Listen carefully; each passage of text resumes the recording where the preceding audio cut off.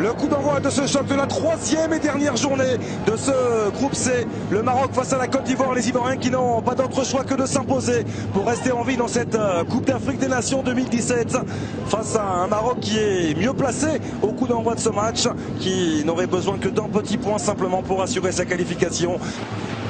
Alors il y a également Boussoufa qui est aux côtés du ballon, mais ce devrait être incontestablement pour Faisal Fajr. La concentration de l'ancien Canet qui roule. Oh, c'est la barre qui vient sauver Bowo. Et dans un second temps, ça va être écarté par Caissier. Corner en faveur des Lions de l'Atlas. Pour l'instant, ils sont menés, les joueurs de Claude de Rouen. Faisal Fajr bien travaillé. La tête de Mehdi Benatia qui a été repoussé sur sa ligne, et le coup de sifflet la main, il a mis la main de Monsieur Alioum. On revoit très clairement. Il n'a rien à dire. Ouais, sinon, Wilfried Bony était sur la trajectoire. Il va faire preuve de justesse, c'est vrai, mais de mobilité aussi. De mobilité aussi à l'image de Salomon Kalou. Kalou le contact pour écarter vers Wilfried Zaha, l'intérieur du pied. Ballon repoussé par Mounir.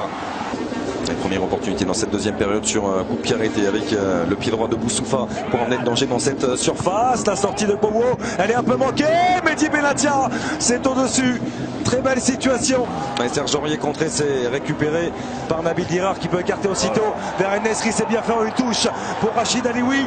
Alioui, quel but! Quelle inspiration! Quel chef-d'œuvre offert par Rachid Alioui! C'est une pure merveille. Ça fait 1-0 pour le Maroc qui fait un grand pas désormais vers les quarts de finale de cette Coupe d'Afrique des Nations. Quel chef-d'œuvre! Accélération avec Hamza Mendil qui est parti dans le dos de Jean-Michel Seri. Il va vite le Lillois. Hamza Mendil, il a choisi le premier poteau. Ce sera le petit filet extérieur. Est-ce que ce changement n'intervient pas un petit peu tard du côté des éléphants? Oui, attention à cette mauvaise intervention de Mehdi Benatia. Il s'est repris dans un second temps. La tentative de demi-volée de Sérédier, c'était très présomptueux entre Romain Saïs, Manuel Dacosta et Mehdi Benatia. Et ballon dans la profondeur, et là ça peut aller vite avec Jonathan Kotia. Kotia qui va pouvoir contrôler. Kotia dans la surface et il a oublié le ballon. Il ne savait plus où il se situait ce ballon, Jonathan Kotia. Et c'est terminé. On en restera là. La joie de tout le banc des Lions de l'Atlas. La joie d'Hervé Renard. Très grand moment de traversée par le sélectionneur marocain.